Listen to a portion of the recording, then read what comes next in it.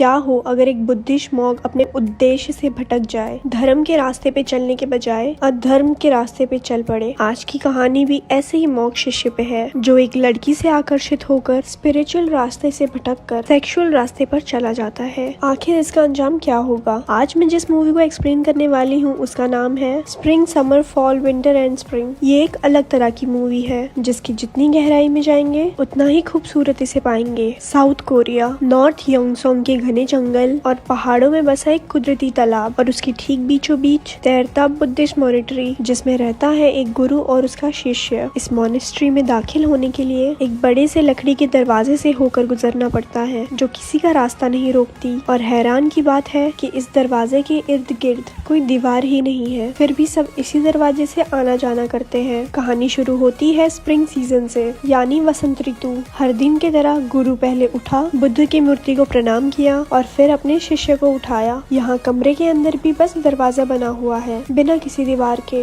दोनों तैयार होके एक छोटे से नाव में किनारे तक जाते हैं। ये नाव उन्हें बाकी की दुनिया से जोड़ता है। नाव पे बुद्धिस्ट यूनियन की तस्वीर बनी होती है। ये नाव ही बाहर की दुनिया में आने जाने का एकमात्र साधन है। उस बड़े लकड़ी के दरवाजे के पास उतरकर गुरु भिक्षा मांगने और शिष्य जड़ी बूटी इकट्ठा करने चला गया। कुछ समय बाद दोनों वापस लौटे। फिर लाए गए जड़ी बूटी में से गुरु उसे सही और जहरीली पत्तों के बीच फर्क करना सिखाता है जो बिल्कुल एक जैसे दिखते हैं। उस छोटे शिष्य का एक पेट डॉग होता है जिसके साथ वो सारा दिन खेलता है। एक दिन शिष्य अकेले नाव लेके किनारे पर गया और एक एक कर छोटी मछली, सांप और मेंढक को पत्थर से बांध देता है। उनकी तकलीफ देखकर उसे बड़ा मजा आता है, जैसे ये उसका नया मनोरंजन हो। लेकिन ये सब करते हुए उसका गुरु देख रहा होता है। लेकिन नाव के बिना वो वहाँ पहुँचे कैसे? वापसी में गुरु एक बड़ा पत्थर अपने साथ ले जाता है। अगले सुबह बच्चे के पीठ पे वही पत्थर बंधा होता है जिससे उसको चलने में काफी तकलीफ होती है। वो गुरु से उसे खोल देने को कहता है। तब गुरु ने कहा, तुमने सोचा था उन जीवों की तकलीफ के बारे में? तुम्हें पहले उन सबको आजाद करना होगा। अगर कोई मर गया तो उसके दुख का भार तुम्हें उम्र भर अपने मन में लेना होगा। वो वापस वहाँ गया लेकिन सिर्फ मेंढक को ही बचा पाया। बाकी को आजाद करने से पहले ही वो मर चुके होते हैं। उन्हें मरा देख वो बहुत रोने लगा। पहली बार उसने दुख को महसूस किया था। स्प्रिंग के बाद अब समर सीजन दिखाता है। दरवाजा खुलता है। बच्चे से अब वो शिष्य जवान हो गया। जंगल में 2 सांपों को संभोग करते देख उसके मन में भी इच्छाएं पनपने लगती है। फिर वो उसी बुद्ध मूर्ति के ऊंचाई पर खड़ा होकर दूर दूर तक देखता है। बचपन में और अभी में उसके देखने का दायरा और बड़ा हो चुका है। उनके वहाँ उसी के उम्र की एक लड़की अपने माँ के साथ इलाज करवाने आती है, बल्कि उनके आंगन में एक डॉग नहीं बल्कि मुर्गा दिखाई देता है। रात में सोते हुए वो उस लड़की को देखता है। अगली सुबह गुरु उस लड़की के माँ को यकीन दिलाता है कि वो जल्द ठीक हो जाएगी। उसकी माँ कुछ दिनों के लिए उसे वहाँ छोड़कर चली जाती है। शिष्य धीरे धीरे उसकी तरफ आकर्षित होने लगा। उसे छुप छुप कर देखता। उसने इससे पहले कभी किसी लड़की को नहीं देखा था। एक रात जब लड़की सो रही होती है उसने उसे छूने की कोशिश की तो लड़की ने उसे थप्पड़ मारा। घबराकर वो बुद्ध भगवान से माफी मांगने लगा। फिर लड़की उसके कंधे पे हाथ फेरती है। गुरु लड़की को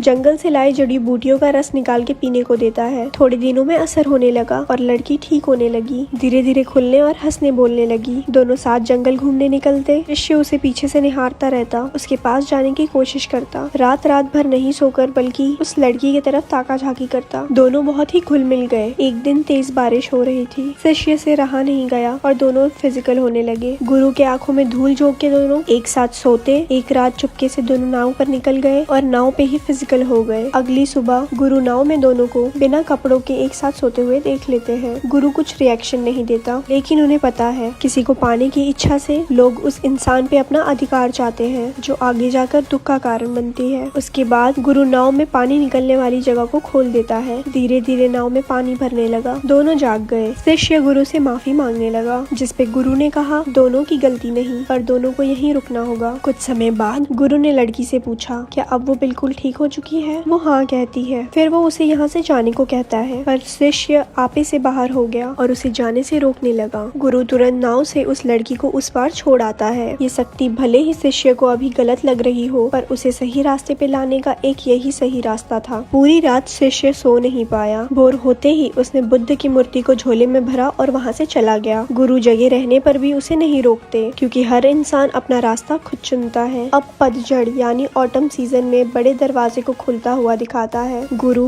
बूढ़ा हो चुका है और इस बार उनके पास बिल्ली होती है। हमेशा की तरह गुरु भिक्षा मांग के वापस आया। उसने खाने के के कागज पे खबर देखी कि 30 साल के आदमी ने पत्नी का कत्ल कर फरार हो गया। दरअसल ये वही शिष्य होता है। उस रात वो उसके लिए कपड़े सीलता है क्योंकि वो जानता है अब उसके वापसी का वक्त हो चुका है। ठीक अगली सुबह उसे शिष्य दरवाजे पे दिखा। फिर गुरु उसे नाव से लेने गए। शिष्य गुरु से अपनी नजरें चुराता है। उसने वापस से बुद्ध की मूर्ति उसी जगह स्थापित किया और उस चाकू को जिससे उसने अपनी पत्नी को मारा गुस्से से जमीन पर बार बार वार करता है। उसके अंदर इतना गुस्सा भरा देख गुरु उसके सफरिंग का कारण पूछता है। उसने कहा, मेरी सबसे बड़ी गलती थी कि मैंने उससे प्यार किया, मुझे उसके अलावा कुछ नहीं चाहिए था, पर वो मुझे छोड़ के किसी और के साथ चली गई। गुरु उसे समझाता है हमें जो पसंद है उसे भी कभी हमें जाने देना होता है। परिस्थिति और लोग हमेशा एक से नहीं रहते। रात भर उसे नींद नहीं आई और अगले दिन उसने सुसाइड करने की कोशिश की। गुरु ने जब ये देखा पहले तो उसने उसे बहुत मारा और फिर उसे सजा भी दी। उसके बाद गुरु बिल्ली के पूंछ से शुद्धिकरण मंत्र पूरे आंगन पे लिखता है। जब शिष्य अपनी सजा पूरी कर गुरु के सिले कपड़े पहन आया तब गुरु ने उसे कहा, एक एक कर उस चाकू से सारे लिखे हुए अक्षर को उधेड़ो। जैसे जैसे वो ये करता जाएगा उसके मन में भरा सारा गुस्सा और दर्द कम होते जाएगा और उसे आत्म शांति मिलेगी। उसने ये करना शुरू ही किया था कि दरवाजे पे दो पुलिस वहाँ पहुँचती है। गुरु उनको नाव से ले आते हैं। पुलिस को देख के वो डर जाता है। गुरु अगले सुबह तक पुलिस को इंतजार करने को कहता है क्योंकि इस काम को खत्म करने में उसे सुबह हो जाएगी। पुलिस भी बौद्ध धर्म का सम्मान करते हुए उसे इजाजत दे देते हैं। अगले सुबह काम खत्म कर शिष्य वही सो जाता है। दोनों पुलिस वाले गुरु की मदद करते हैं उकेरे हुए अक्षरों में रंग भरकर। जब शिष्य नींद से जागता है तो उसका सारा गुस्सा शांत हो जाता है जैसे कि गुरु ने कहा था। जाने के समय उसने अपने गुरु को प्रणाम किया। फिर तीनों नाव में बैठे पर नाव आगे ही नहीं बढ़ी, जैसे नाव को किसी ने रोक रखा हो। लेकिन गुरु के मुस्कुरा के हाथ हिलाने पे नाव आगे बढ़ने लगी। गुरु को मालूम है वो आखिरी बार अपने शिष्य को देख रहा है। अब जैसे कि गुरु के सारे काम पूरे हो चुके हो, अब ज्यादातर समय गुरु कोने में बैठ ध्यान लगाए रहते हैं। और फिर एक दिन उन्होंने अग्नि में समाधि ले ली। समाधि लेते वक्त उनके आंखों से आंसू निकले जो इस बात को दिखाते हैं कि वो भी इस दुनिया की मोह माया से नहीं बच पाए। शायद उसे अपनी प्रिय शिष्य की याद आती हो। उनका शरीर खत्म होने के बाद एक सांप नाव के नीचे से तैर के निकलता है जो इस बात को दिखाता है कि उनका जीवन का एक और चक्र शुरू हो चुका है, क्योंकि बुद्धिज्म में सांप जन्म और मृत्यु के साइकिल को दर्शाता है। अब बड़े दरवाजे को विंटर यानी कि सर्दियों में खुलता हुआ दिखाता है। पूरा झील का पानी बर्फ में बदल चुका है। शिष्य अपनी सजा काट के वापस आ चुका है। अंदर उसने देखा उसकी गुरु के कपड़ों पे वही सांप बैठा हुआ है। नाव के पास जाकर शिष्य अपने गुरु को प्रणाम करता है। फिर उसने उस जगह का बर्फ खोद कर उनके मिले अस्थि को एक लाल कपड़े में लपेटा और बुद्ध की मूर्ति बनाकर उसमें वही लाल कपड़ा भरकर उन्हें श्रद्धांजलि देता है। उसके बाद गुरु के पुराने दस्तावेज से वो अपनी अधूरी शिक्षा को पूरी करता है। उनके दिखाए रास्ते पे चलता है। उनके दिए सीखों को अपनी जिंदगी में अमल करता है। ऐसे ही समय बीतने लगा और फिर एक दिन एक औरत अपने नवजात बच्चे को उस मॉनेस्ट्री में लेके आती है, पर उस औरत के चेहरे पे कपड़ा बंधा होता है। शायद उसकी कोई मजबूरी रही होगी। उस रात के अंधेरे में वो अपने बच्चे को वहीं छोड़ के जा रही होती है कि बीच में उसी बर्फ के खुदे हुए जगह पर डूब जाने से उसकी मौत हो जाती है। अगली सुबह जब शिष्य ये दृश्य देखता है तो उसे मन में एक भारीपन सा महसूस होता है, क्योंकि वो जगह उसी ने खोदी थी। मन के बोझ को हल्का करने के लिए वो अपने कमर में रस्सी से एक भारी पत्थर बांधता है और उसे घसीटते हुए बहुत लंबी चढ़ाई चढ़ता है, ठीक वैसे ही जैसे उसके गुरु ने उसके बचपन में किया था। अंत में पहाड़ की चोटी पहुंचकर वो ग्युयन बुद्धिस्ट की स्थापना करता है जो दया का प्रतीक है। अब वहाँ से उसे पूरी घाटी दिखाई देती है। जब वो छोटा था तब उसे पानी में तैरता हुआ छोटा सा मॉनेस्ट्री दिखता था, लेकिन उम्र के हर पड़ाव में उसका दृष्टिकोण और बड़ा होते गया। अब वो चीजों को टुकड़ों में नहीं बल्कि संपूर्ण रूप में देखता है। मूवी के आखिर में जब वो दरवाजा खुला तो फिर से वसंत ऋतु आ चुकी है। अब एक नया जीवन चक्र शुरू हो चुका है। वो शिष्य अब गुरु बन चुका है और उस औरत का बच्चा उसका शिष्य। इस बार आंगन में कछुआ दिखता है और वो छोटा शिष्य उसके साथ खेलता है। फिर वो भी उसी के तरह मछली, मेंढक और सांप के मुंह में पत्थर भर के उनके कष्ट में मजा लेता है। इस बात से